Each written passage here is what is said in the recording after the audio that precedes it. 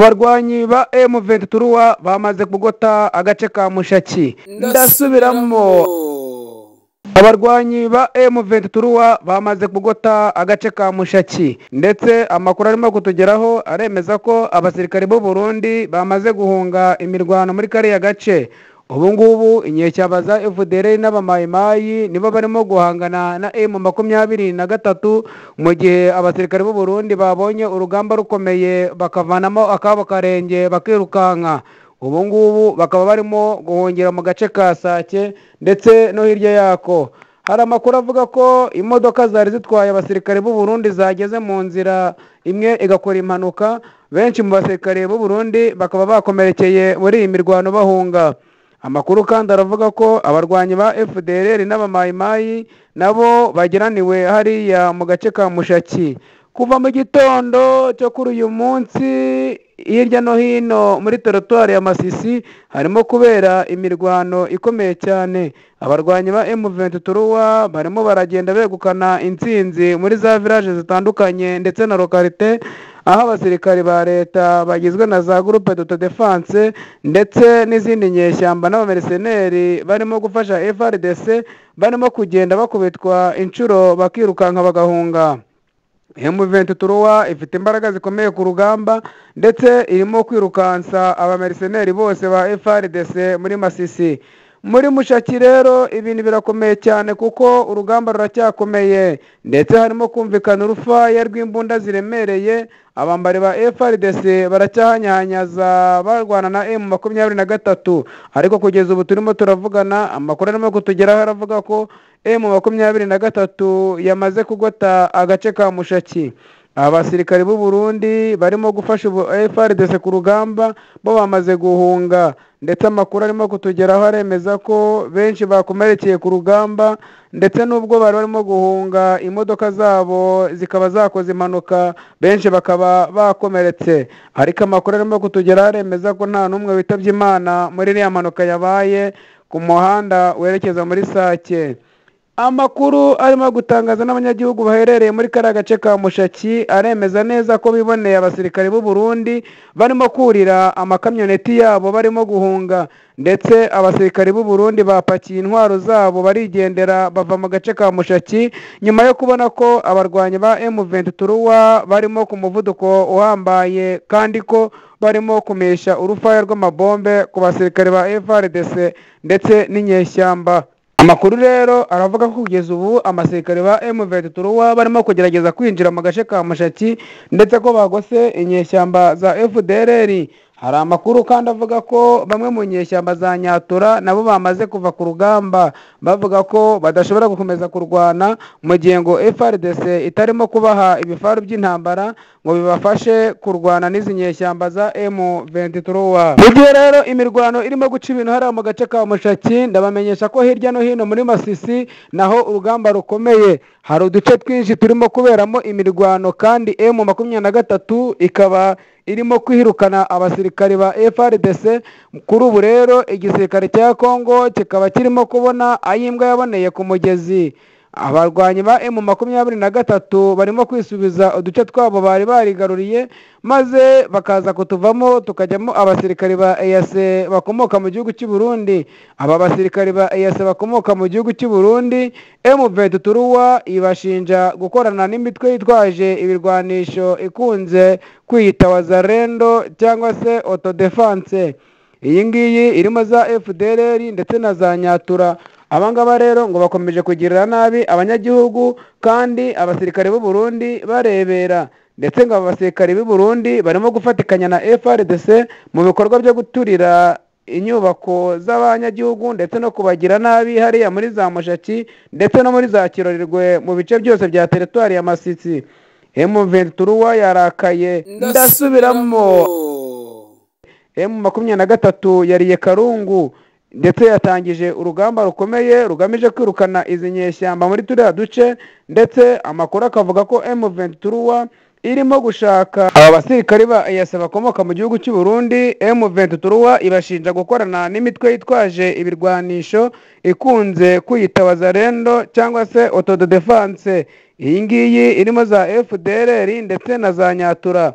abangaba rero ngo bakomeje kugira nabi abanyagihugu kandi ngo abasirikari b'i Burundi barebera, ndetse ngo aba basirikari b'i Burundi barimo gufatikanya na FARDC mu bikorwa byo gutwika inyubako z'abanyagihugu ndetse no kubagirira nabi hariya muri za Mushaki ndetse no muri za Kirorirwe mu bice byose bya teritwari ya Masisi.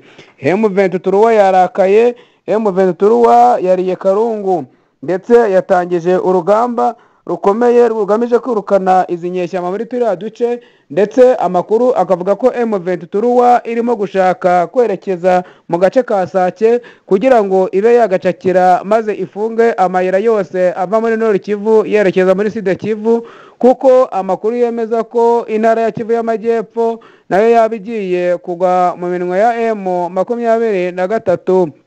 Kugeza ubu biravuga ko abarwanyi ba M23 bamaze kugera muri Kivu y'Amajyepfo ndetse ko bagiye gusatira umujyi wa Bukavu na Uvira. Biranavugwa kandi ko biteguye kuba batangiza imirwano ikomeye yo gucakira umujyi wa Goma ndetse bakaba bashyiraho Repubulika yigenga ya Kivu. Ibintu bikomeje kudogera ku mirongo y'urugamba, abasirikare ba M23 barimo kwirukansa abasirikare ba FARDC muri teritwari ya Masisi. Ibintu byakomeye cyane. M23 irimo kwisubiza uduce twinshi twari turi mu maboko y'abasirikare b'i Burundi ndetse n'inyeshyamba za FDL n'abamayimayi. Amakuru arimo kutugeraho muri aka kanya aremeza ko za village nyinshi zirimo gufatwa na M23 ndetse ko inyeshyamba za FDL ziri kubona ayimbwa aboneye ku mugezi. Amakuru kandi arimo kutugeraho muri aka kanya aremeza ko Repubulika Iharanira Demokarasi ya Kongo yongeye kuzana abandi bacancuro bagera kuri 300 hariya ku mujyi wa Goma. Ndasubiramo, abancancuro bagera kuri 300 baraye basesekaye mu mujyi wa Goma.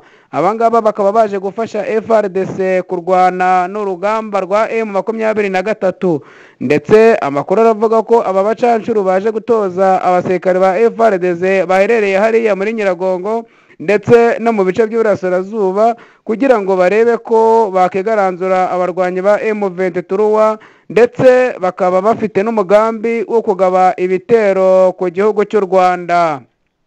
Amakuru yizewe arimo kutugeraho aravuga ko mu ijoro ryakeye indege itwaye abacancuro ba FARDC yageze mu mujyi wa Goma. Iyi ndege yari itwaye abancancuro b'abazungu bageze hariya mu mujyi wa Goma ku isaha 7:15 nk'uko amakuru abyemeza.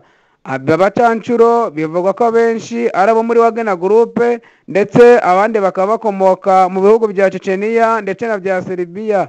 Aba bose rero bakaba baje gufasha FARDC mu rugamba barimo guhangana na M23. Hari amakuru kandi avuga ko Repubulika Iharanira Demokarasi ya Kongo ikomeje imyitozo ikomeye cyane ndetse ngo ikaba ifite umugambi wo kuba yagaba ibitero bikomeye ku gihugu cy'u Rwanda. Izi ni imvugo z'abanyapolitike bakomeye muri Kongo ndetse na Perezida Kisekedi ubwiwe yitangarije ko afite umugambi wo kuvanaho ubutegetsi bwa Kigali.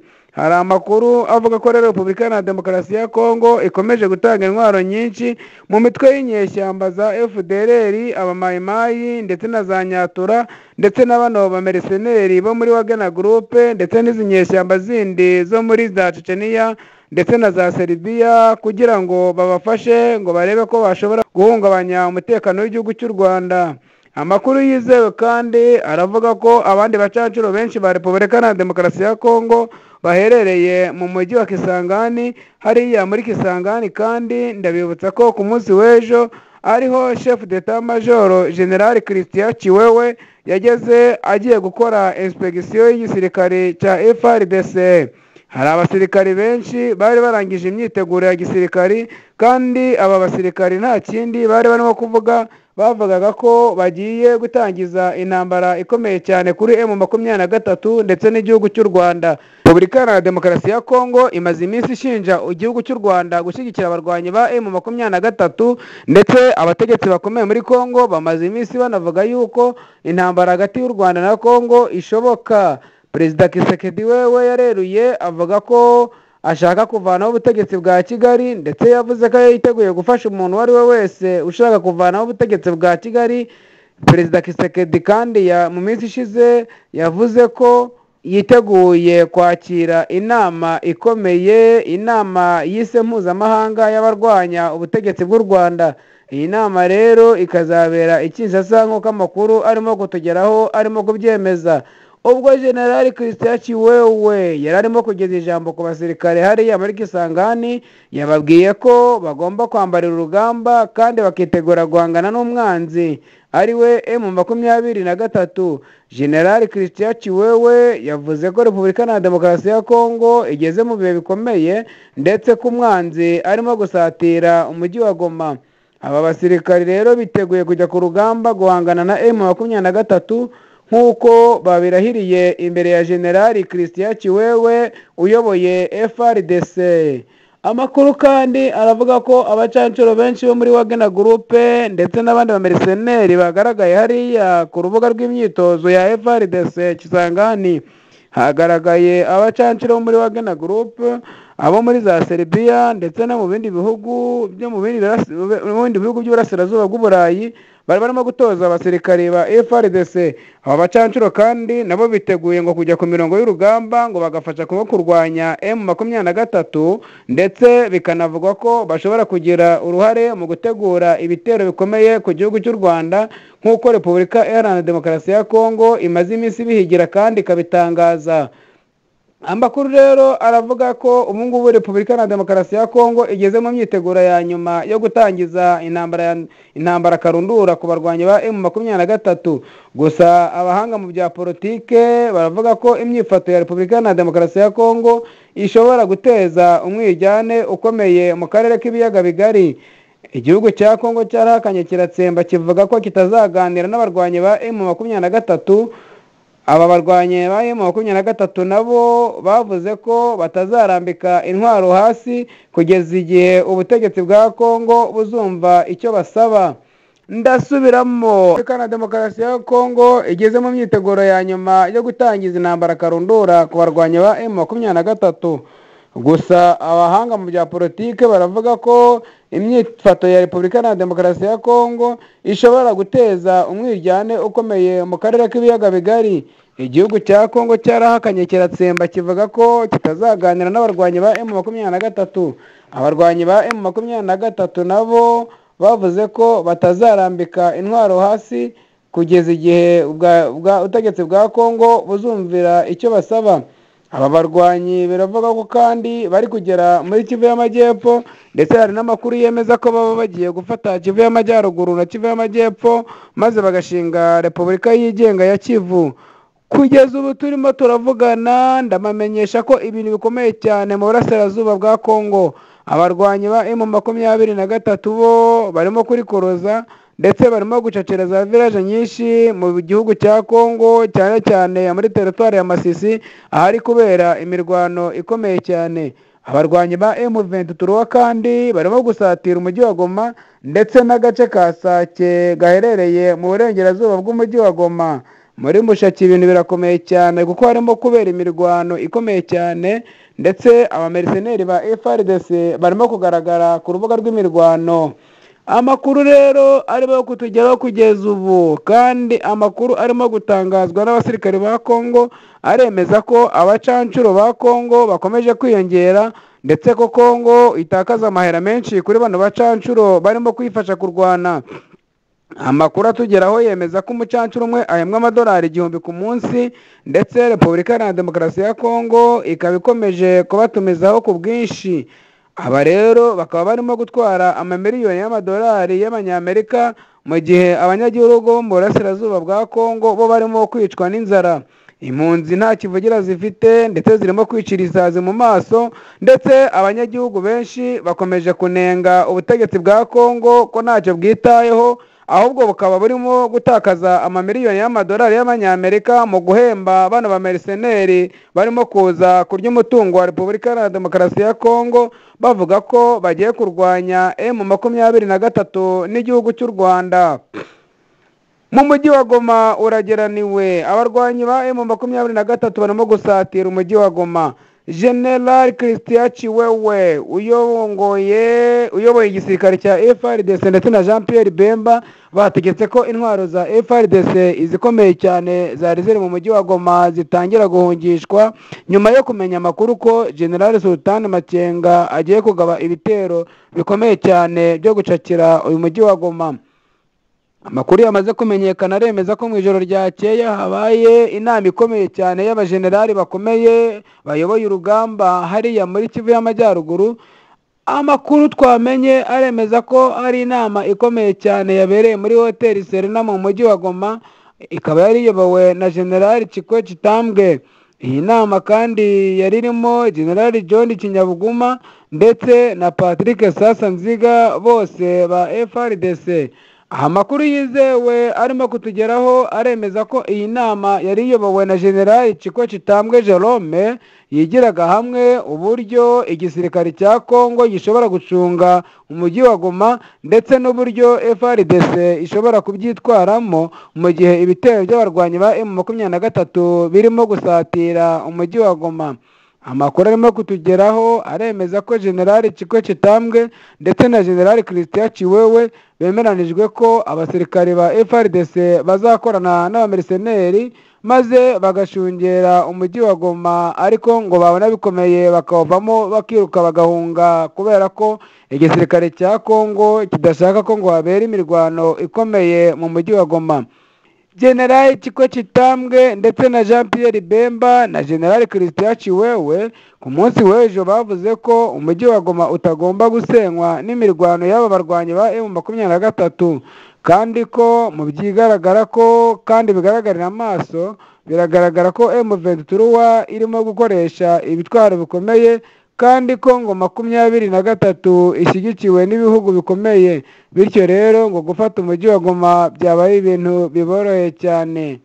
Ntabwo rero igisirikare cya FARDC gishaka ko uyu mujyi wa Goma ubamo isobaniro, ari nayo mpamvu FARDC yatangiye guhungisha intwaro zabo kugira ngo zidasakirana n'umuriro. Habaye inama ikomeye cyane rero yiga uburyo abarwanyi ba FARDC bashobora guhunga umujyi wa Goma ndetse n'uburyo bashobora kubanza kwihagararaho, ariko ibi byose ni umugambi wa Vice Premier Ministre uyu nguyu ni Jean Pierre Bemba. Jean Pierre Bemba rero yavuze ko ibintu bikomeye cyane ndetse ko ibintu bigiye guhinduka muri kariya gace, ngo abashyigikiye M23 bamaramaje kandi bagiye gufata umujyi wa Goma. Kugeza ubu turiko turavugana ndabamenyesha ko intwaro zikomeye za FARDC zirimo kuvanwa mu mujyi wa Goma. Abasirikari bakomeye ba Kongo bakomeje gukora ibishoboka byose ngo amabanga ya gisirikari yose yarari mu mujyi wa Goma abe yahavanwa, ndetse n'ibigo bikomeye by'ubucuruzi byamaze guteguzwa ko M23 ishobora gucakira umujyi wa Goma umunota ku wundi. Ni ibintu bikomeye cyane rero, ndetse amakuru arimo kuva mu mujyi wa Goma aravuga ko harimo panike ikomeye cyane, ndetse ibigo bikomeye by'ubucuruzi bikaba byatangiye kugabanya ibikorwa byabo kugira ngo barebe ko bakirinda ibitero by'abarwanyi ba M23. Amabanki akomeye mu mujyi wa Goma yamaze kumenyeshwa ko ari mu gihe cy'intambara, ndetse n'ibikorwa by'ubucuruzi bikomeye byamaze kumenyeshwa ko mu minsi mike cyane abarwanyi ba M23 bashobora gusapota umujyi wa Goma, bityo rero ngo bagomba kumenya uko bagyitwaramo kandi ibikorwa byabo by'ubucuruzi ntibizangizwe n'iyi mirwano y'abarwanyi ba M23. Ibi byose byatangajwe na Jean Pierre Bemba aribo bateguje ko umujyi wa Goma ugiye gucakirwa n'aba barwanyi ba M23. Mu gihe rero Jean Pierre Bemba yavugaga ko M23 igiye gucakira Goma, ubu ngubu ndabamenyesha ko ibintu bikomeye ku mirongo y'urugamba abarwanyi ba M23 barimo gusakirana na FARDC n'abambari bayo barimo Groupe d'Autodefense ya mitwe yiyita Wazalendo. Ibintu birakomeye cyane hirya no hino muri teritwari ya Masisi, ndetse urugamba rurakomeye. M23 irimo kwirukansa izi nyeshyamba za Nyatura ndetse na FDLR. Amakuru yizewe arimo kutugeraho aravuga ko abarwanyi ba M23 baherereye muri Nyiragonga nabo barimo kuorganiza igitero karundura gishobora gucakira umujyi wa Goma. Amakuru aravuga ko General Sultan Makenga n'abarwanyi biwe bayobowe na Colonel Nzenze muri kariya gace barimo kwitegura igitero gikomeye Goma mu bice bya Kibumba. Hagaragaye abarwanyi ba M23 kandi bafite intwaro zikomeye. Abarwanyi ba M23 bakomeje kuva mu bice bya Rucuru basatira Nyiragongo, ibintu birimo gutera ubwoba igisirikare cya Kongo maze kikabona neza ko igihe umujyi wa Goma ugeraniwe. Ibintu ntabwo byoroshye rero kuko abasirikare bakomeye ba FARDC baraye bakoze inama muri Serena Hotel, nabo bemeje ko amakuru yose ya service de renseignement agaragaza ko M23 ifite umugambi wo gucakira umujyi wa Goma ndetse bagafatana Kivu y'Amajyepfo bagashyiraho Repubulika yigenga ya Kivu. General Chiko Chitambwe Jerome ndetse na General John Chinyabuguma bose bemeje ko M23 mu minsi ya vuba igiye gucakera umujyi wa Goma. General Patrick Sasa Nziga nawe yavuze ko abasirikare ba FARDC bagomba gukora ibishoboka byose bakava mu mujyi wa Goma bavanyemo intwaro zabo zikomeye kugira ngo zitazafatwa n'umwanzi ari we M23. Mu bigaragarira amaso rero igihugu cya Kongo kirimo gutsindwa urugamba mu burasirazuba, ndetse amakuru yose arerekana ko abarwanyi ba M23 bari muri position de force kuko FARDC yatangiye guhungisha intwaro zayo mu mujyi wa Goma.